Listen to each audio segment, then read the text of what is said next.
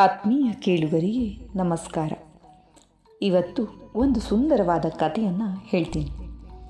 ಒಂದಾನೊಂದು ಕಾಲದಲ್ಲಿ ಒಂದು ದ್ವೀಪದಲ್ಲಿ ಅಂತಃಕರಣ, ದರ್ಪ, ಶ್ರೀಮಂತಿಕೆ, ಮನೋಭಾವ, ದುಃಖ, ಸುಖ, ಜ್ಞಾನ ಮತ್ತು ಪ್ರೀತಿ ಎಲ್ಲರೂ ಕೂಡ ವಾಸವಾಗಿದ್ದು. ಇದ್ದಕ್ಕಿದ್ದ ಹಾಗೆ ಒಂದಿನ ಆ ದ್ವೀಪ ಸದ್ಯದಲ್ಲೇ ಮುಳುಗೋದು ಅಂತ ಹೇಳಿ ಗೊತ್ತಾಯಿತು. ಪ್ರೀತಿ ಒಂದನ್ನುಳಿದು ಉಳಿದೆಲ್ಲರೂ ಕೂಡ ಹಡಗುಗಳನ್ನು ಕಟ್ಟಿಕೊಂಡು ಒಬ್ಬೊಬ್ಬರಾಗಿ ಆ ದ್ವೀಪದಿಂದ ಹೊರಡಲಿಕ್ಕೆ ಆರಂಭ ಮಾಡಿದ್ರು. ಆದರೆ ಪ್ರೀತಿ ಮಾತ್ರ ಆ ದ್ವೀಪ ಬಿಟ್ಟು ಹೋಗಲಿಕ್ಕೆ ಬಯಸಲಿಲ್ಲ. ಕೊನೆಯ ಕ್ಷಣದವರೆಗೂ ಇದ್ದು ಕಾದು ನೋಡಬೇಕು ಅಂತ ಅದು ಇಚ್ಛೆಯಾಗಿತ್ತು. ಪ್ರೀತಿಯನ್ನು ಬಿಟ್ಟು ಉಳಿದವರೆಲ್ಲ ಹೊರಟು ಹೋಗಿ ಪ್ರೀತಿ ಏಕಾಂಗಿಯಾಗಿ ಉಳಿಬೇಕಾಯಿತು. ದ್ವೀಪ ಇನ್ನೇನು ಪೂರ್ಣವಾಗಿ ಮುಳುಗಿ ಹೋಗ್ತದೆ ಅಂತ ಅನ್ಬೇಕಾದ್ರೆ ಪ್ರೀತಿಗೆ ನೆರವು ಕೇಳುವ ಬಯಕೆ ಆಯಿತು. ಅದೇ ವೇಳೆಗೆ ಶ್ರೀಮಂತಿಕೆಯು ತನ್ನ ಹಡಗಿನಲ್ಲಿ ಪ್ರೀತಿಯ ಬಳಿಯಿಂದನೇ ಹೋಗ್ತಾ ಇತ್ತು. ಅದನ್ನು ಕಂಡ ಪ್ರೀತಿ, ಶ್ರೀಮಂತಿಕೆ, ನೀನು ನನ್ನನ್ನು ನಿನ್ನ ಹಡಗಿನಲ್ಲಿ ಕರೆದುಕೊಂಡು ಹೋಗ್ತೀಯಾ ಅಂತ ಕೇಳ್ತು. ಅದಕ್ಕೆ ಶ್ರೀಮಂತಿಕೆ ಹೇಳ್ತು, ಕ್ಷಮಿಸು ಪ್ರೀತಿ, ನಾನು ನಿನ್ನನ್ನು ಕರೆದೊಯ್ಯಲಿಕ್ಕೆ ಆಗೋದಿಲ್ಲ. ಯಾಕಂದರೆ ನನ್ನ ಹಡಗು ಈಗಾಗಲೇ ಬೆಳ್ಳಿ ಬಂಗಾರಗಳಿಂದ ತುಂಬಿ ಹೋಗಿದೆ. ನನ್ನ ಹಡಗಿನಲ್ಲಿ ಜಾಗನೇ ಇಲ್ಲ ಅಂತು. ಪ್ರೀತಿಯು ಅದೇ ಹೊರಟಿದ್ದ ದರ್ಪವನ್ನು ಕೇಳ್ತು, ದರ್ಪ, ನೀನು ನನ್ನನ್ನು ನಿನ್ನ ಹಡಗಿನಲ್ಲಿ ಕರೆದುಕೊಂಡು ಹೋಗುವೆಯಾ ಅಂತ. ದರ್ಪ ಹೇಳ್ತು, ಕ್ಷಮಿಸು ಪ್ರೀತಿ, ನಾನು ನಿನ್ನನ್ನು ಕರೆದೊಯ್ಯಲಿಕ್ಕೆ ಆಗೋದಿಲ್ಲ.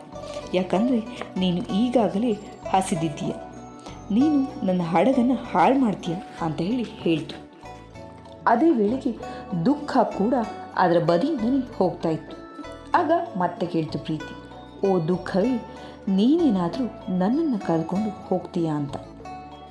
ಅದಕ್ಕೆ ದುಃಖ, ಓ ಪ್ರೀತಿಯೇ, ನಾನು ದುಃಖ, ಮೊದಲೇ ನನ್ನನ್ನು ನಾನು ಸಂಭಾಳಿಸೋದೇ ಕಷ್ಟ, ನೀನು ನನ್ನೊಂದಿಗೆ ಬರಲಿಕ್ಕೆ ಆಗೋದಿಲ್ಲ ಅಂತ ದುಃಖ ಭರಿತವಾದ ಧ್ವನಿಯಲ್ಲೇ ಹೇಳ್ತು.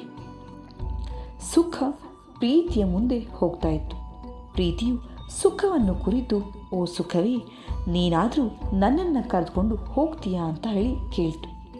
ಸುಖ ಹೇಳ್ತು, ಮೊದಲೇ ಸಂತೋಷದಿಂದ ತುಂಬಿತ್ತು. ಅದು ಪ್ರೀತಿಯ ಮಾತನ್ನು ಕೇಳಿಸಿದ್ರೂ ಕೇಳಿಸದೇ ಇರೋ ರೀತಿಯಲ್ಲಿ ಕಿವಿಗೆ ಹಾಕಿಕೊಳ್ಳದೆ ಹಾಗೇನೇ ಹೊರಟೋಯ್ತು. ಅಕಸ್ಮಾತಾಗಿ ಪ್ರೀತಿಗೆ ಒಂದು ಧ್ವನಿ ಕೇಳಿಸ್ತು, ಬಾ ಪ್ರೀತಿ, ನಾನು ನಿನ್ನನ್ನು ಕರೆದುಕೊಂಡು ಹೋಗ್ತೀನಿ ಅಂತ ಹೇಳ್ತು. ಪ್ರೀತಿಗೆ ಖುಷಿಯಾಯಿತು. ತಕ್ಷಣವೇ ಪ್ರೀತಿ ಆ ಹಡಗನ ಮೇಲೆ ಜಿಗಿತು. ಸಂತೋಷದಿಂದ ತಾನು ಎಲ್ಲಿಗೆ ಹೋಗ್ತಿದ್ದೇನೆ ಅನ್ನೋದನ್ನ ಕೇಳಲಿಕ್ಕೆ ಮರ್ತೋಯ್ತು. ಮುಂದೆ ಒಣ ಪ್ರದೇಶಕ್ಕೆ ಬಂದಾಗ ಅದರೊಂದಿಗೆ ಇದ್ದ ಒಬ್ಬ ಹಿರಿಯ ಮುಂದೆ ಹೋಗ್ತಾ ಇದ್ದದನ್ನು ನೋಡಿ ಪ್ರೀತಿ ಹಿರಿಯನನ್ನು ಕೇಳ್ತು, ಯಾರು ನನ್ನನ್ನು ಅಲ್ಲಿಂದ ಇಲ್ಲಿವರೆಗೆ ಕರೆದುಕೊಂಡು ಬಂದವರು ಯಾರು ಅಂತ ಕೇಳ್ತು. ಆ ಹಿರಿಯ ಹೇಳ್ತಾನೆ, ನಾನು ಜ್ಞಾನ.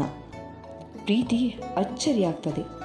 ಜ್ಞಾನ ಕಿರುನಗೆಯನ್ನು ಬೀರಿ ಹೇಳುತ್ತೆ, ಪ್ರೀತಿಯೇ, ಕೇವಲ ಸಮಯಕ್ಕೆ ಮಾತ್ರ ನಿನ್ನನ್ನು ಅರ್ಥ ಮಾಡಿಕೊಳ್ಳುವ ಶಕ್ತಿ ಇದೆ. ಹಾಗಾಗಿ ನಾನು ನಿನ್ನನ್ನು ಕರ್ಕೊಂಡು ಬಂದೆ. ಪ್ರೀತಿಯ ಬೆಲೆ ಕೇವಲ ಸಮಯಕ್ಕೆ ಮಾತ್ರ ಗೊತ್ತು.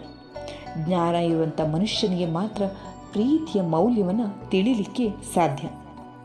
ಹಾಗಾಗಿ ಈ ಒಂದು ಸುಂದರವಾದ ಕಥೆಯನ್ನು ನಾನು ನಿಮಗೆ ಹೇಳಿದೆ. ಬಹುಶಃ ಈ ಕತೆ ನಿಮಗೆ ಅರ್ಥ ಆಗಿರುತ್ತೆ ಅಂತ ಭಾವಿಸ್ತೀನಿ. ಕೇಳಿದ್ದಕ್ಕೆ ಧನ್ಯವಾದ.